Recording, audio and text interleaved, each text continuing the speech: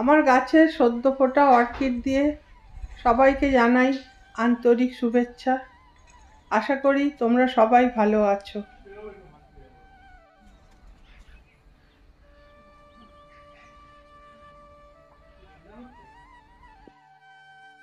কাল তো আমি তোমাদের দেখিয়েছি পাতামণি আমাকে এক ঝুড়ি ঝিনুক দিয়ে গেছে। সেই ঝিনুক নিয়ে তোমরাও যেমন চিন্তিত ছিলে, আমিও একই রকমভাবে চিন্তিত ছিলাম। ঝিনুক যে আমি দেখিনি কি খাইনি এমনটা নয়, ছোটবেলায় খেয়েছি, আমি বলেছি এটা। তখন ছোট ছিলাম, পুকুর থেকে ধরতাম, এনে ফেলে দিতাম, তারপরে সেটাকে মাঝে কি করতো সেসব আর মনে নেই। তাই কালকে ওই ঝিনুক দেখে এত বছর পর ওটাকে নিয়ে আমি কি করব, অতটা ঝিনুক, সারা রাত প্রায় আমার ঘুম আসেনি, এরম অবস্থা।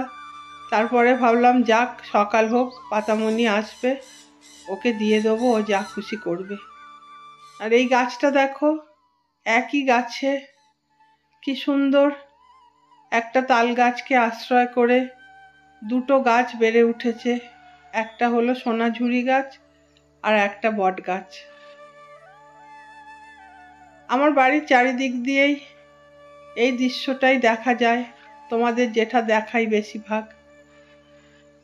একঘেয়ে লাগে না, মনে হয় যেন একই জিনিস একঘেয়ে লাগে, কিন্তু ওই যে বলি, মনের চোখটা যদি খুলে দেয়া যায়, কোনায় কোনায় সৌন্দর্য লুকিয়ে থাকে, মন আনন্দে ভরে ওঠে। পরের দিন পাতামণি এসে, মানে আজ, সমস্ত ব্যবস্থা করে দিল। আমাকে ঝিনুক নিয়ে আর চিন্তাই করতে হলো না। আমি বলছিলাম এতগুলো ঝিনুক, বলছে দাঁড়াও, তুমি দেখবে কি হয়। তারপরে সত্যিই দেখলাম।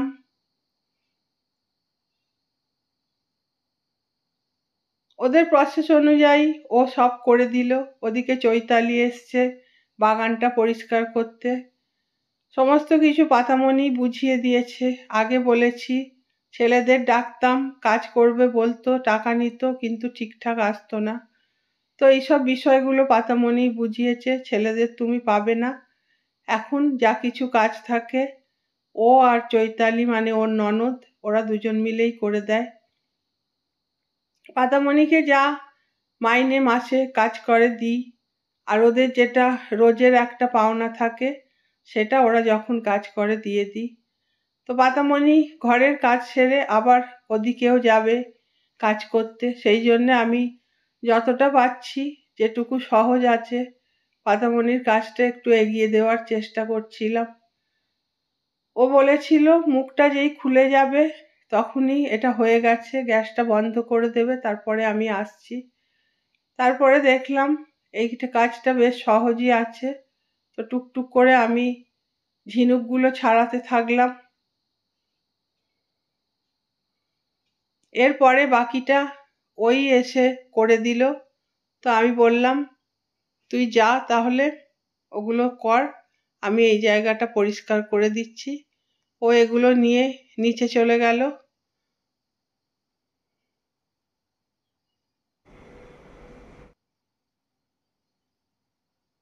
আলটিমেট ফলাফল হলো অতগুলো ঝিনুক থেকে আসল জিনিস এইটুকুই বেরিয়েছে। পাতামণিদের দূর থেকে দেখি, খুব কাছে যাই না, ওরা লজ্জা পায়। আর আমি যে ভিডিওগুলো করছি, ঠিক শান্তিনিকেতনকে দেখাবো বলে আমি ভিডিওগুলো করছি না। আমার জীবনে একটা আমূল পরিবর্তন এসছে। একদম শহরতলি থেকে এসে আমি আদিবাসী পাড়ায় আছি, আর এদের সঙ্গে আমার আশেপাশের প্রাকৃতিক পরিবেশ, যেভাবে আমার জীবনটা কাটছে, আমি সেটাই দেখাচ্ছি।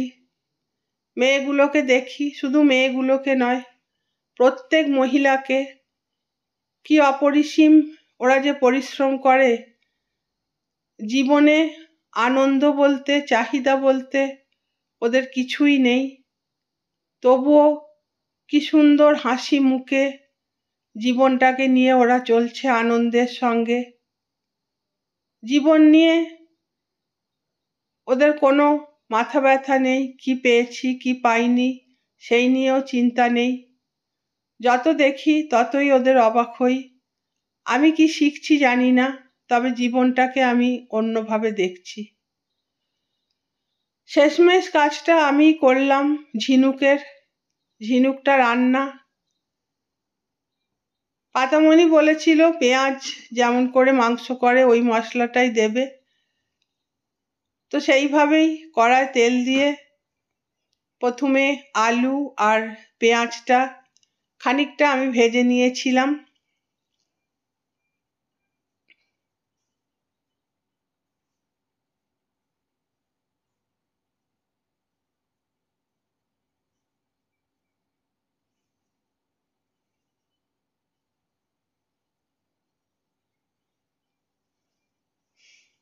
আলুগুলো কেটেছি, একটু করে খোসা রেখেছি।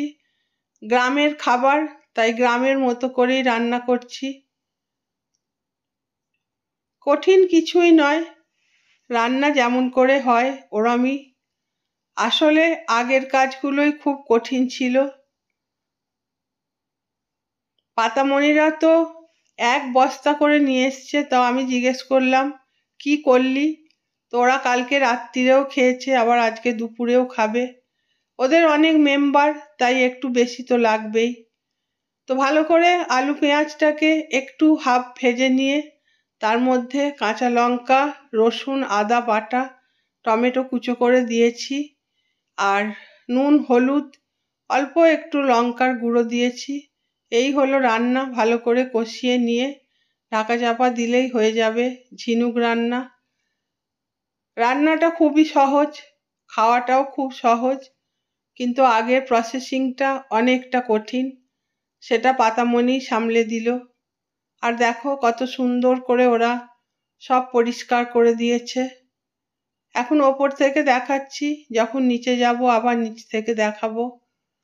তাহলে আজকের মতো তোমাদের সবার কাছে বিদায় চাইবো। তোমরা সবাই সুস্থ থেকো, ভালো থেকো, টাটা।